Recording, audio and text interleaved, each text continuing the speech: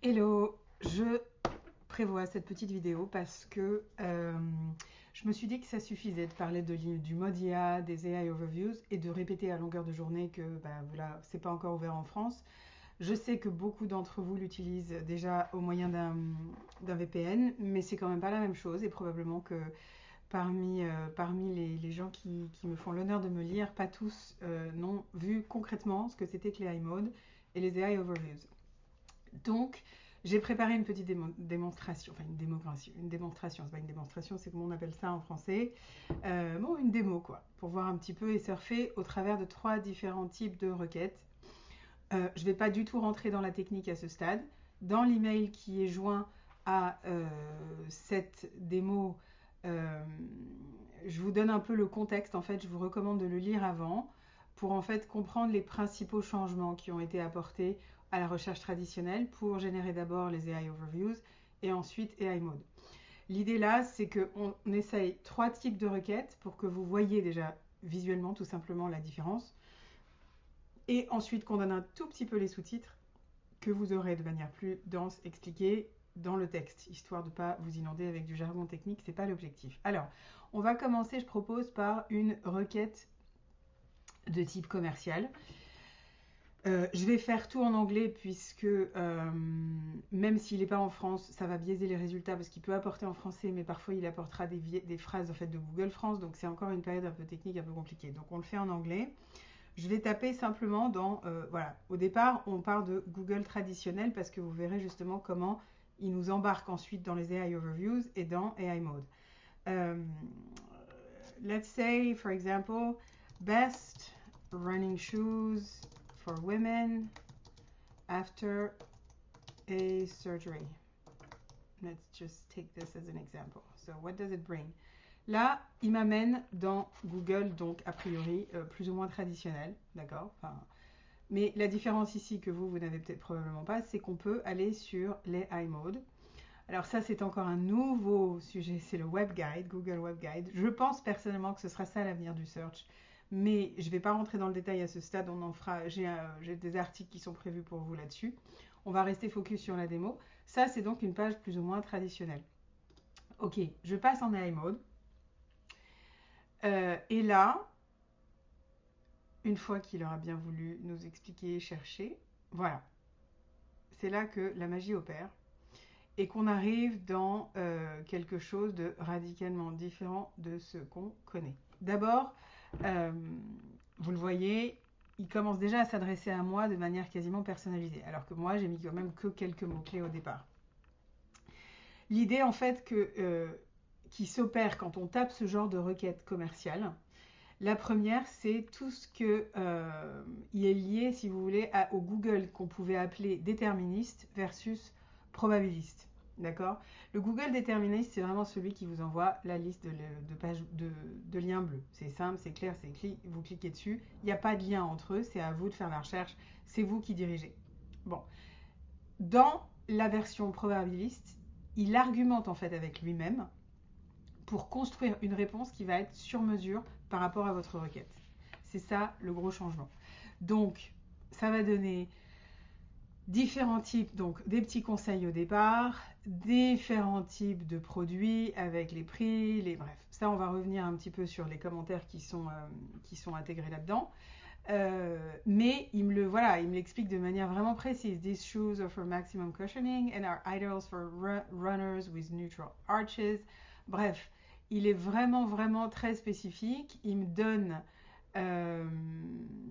ouais, vraiment beaucoup, beaucoup d'infos, quoi. Donc j'ai tous les types possibles et imaginables avec des versions orthopédiques et patati et patata. Bref, key features to consider. Bref, ça, ce qui est intéressant là-dedans, et vous voyez, ça on va y revenir après. What other shoe brands are recommended for foot pain? Il n'a pas très bien compris, mais il a compris quand même que j'avais eu une surgery ou que la personne qui tape a eu une surgery. En tous les cas, c'est ce que j'avais mentionné. Ok. Le point qu'il faut voir tout de suite là-dedans, ça c'est le rendu que vous avez. Mais derrière qu'est-ce qui se passe? Il se passe le cœur central de l'AI Mode qui s'appelle l'expansion de la requête. En anglais, on dit le query fan out. Donc ça, c'est vraiment le concept le plus important à visualiser. Et l'idée, c'est qu'en fait, une seule recherche utilisateur va déclencher en arrière-plan des dizaines et parfois même des centaines de sous-requêtes qu'on appelle des requêtes synthétiques qui vont, en une fraction de seconde, enfin pendant que vous l'avez vu, like thinking of it or searching, couvrir en fait tous les sujets liés aux mots-clés que vous avez, c'est-à-dire des comparaisons, mais aussi des choses qui sont totalement implicites, des actualités récentes, des autres cas de blessures par exemple. Donc si vous allez voir que si on creuse un peu, on va rentrer à fond dans j'ai envie de dire, une sorte de champ lexical indirect par rapport aux mots que vous avez tapés, qui va faire que ensuite vous basculez dans l'autre point qui est très essentiel, enfin qui est vraiment caractéristique de l'AI Mode. C'est ce qu'on appelle le stateful chat, je vous en parle dans mon petit texte, c'est qu'en fait, l'AI Mode a une mémoire. Google Search est complètement aucune mémoire, Alzheimer.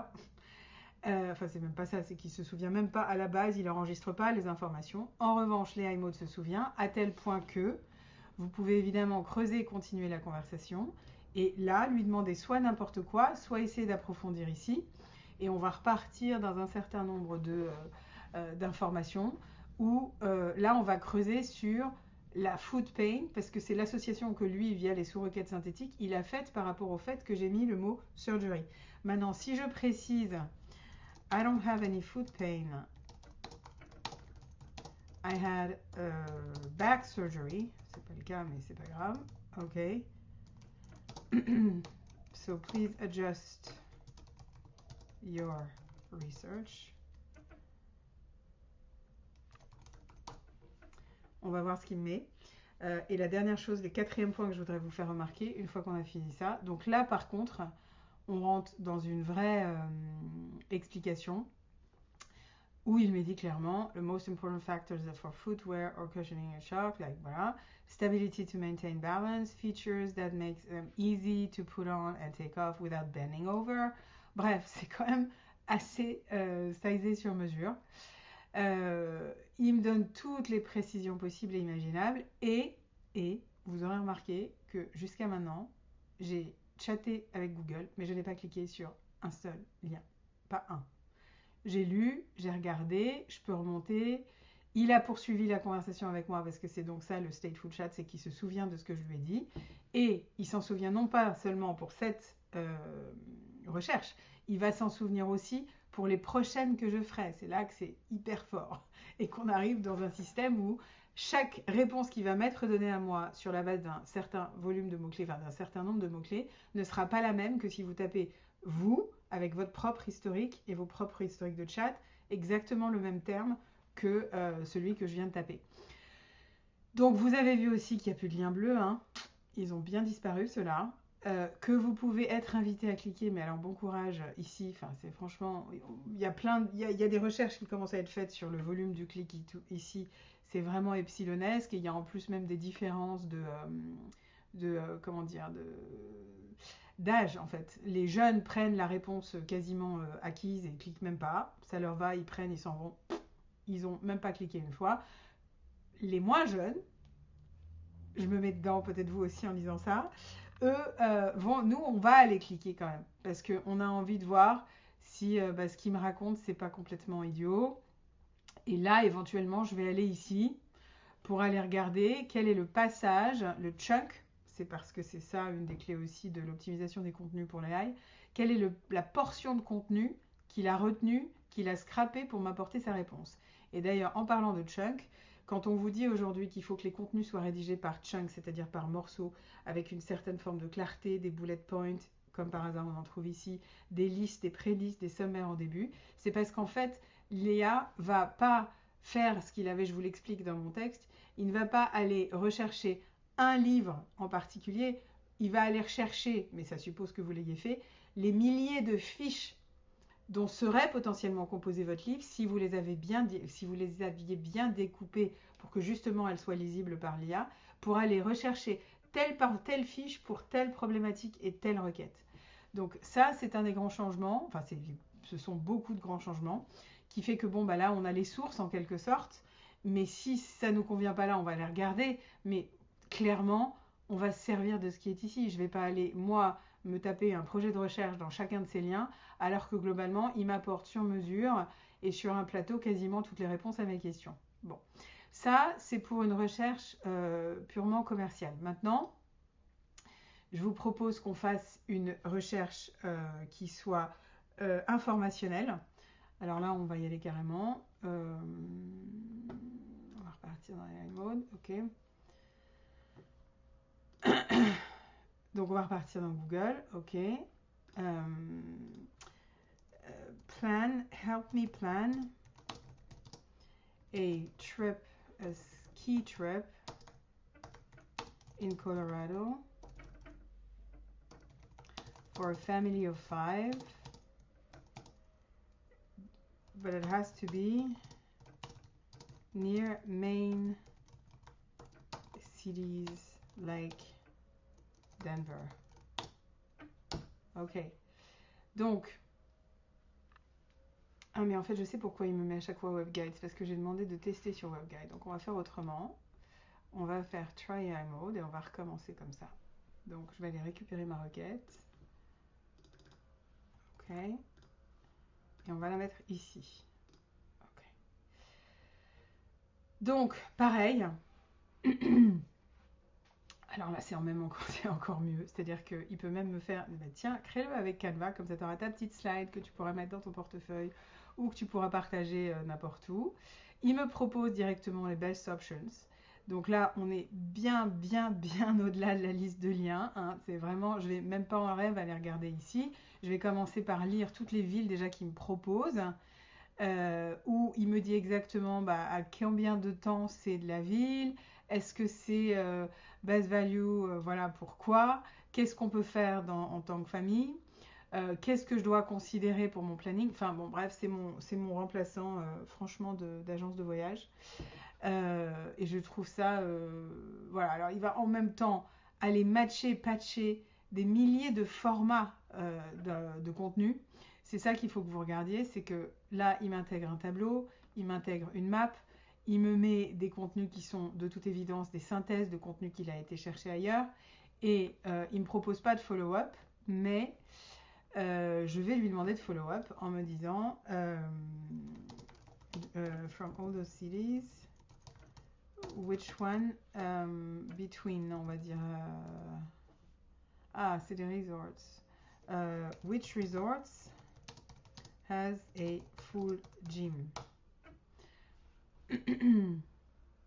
Et il continue à me délivrer. Alors, ok. Donc là, on a carrément les liens vers les sites. Donc là, pour le coup, effectivement. Et en plus, il m'envoie même pas vers le site. Et donc, il m'emmène sur le local park. Donc, pour ceux d'entre vous qui se demandaient s'il fallait continuer à optimiser pour le local SEO, vous avez votre réponse.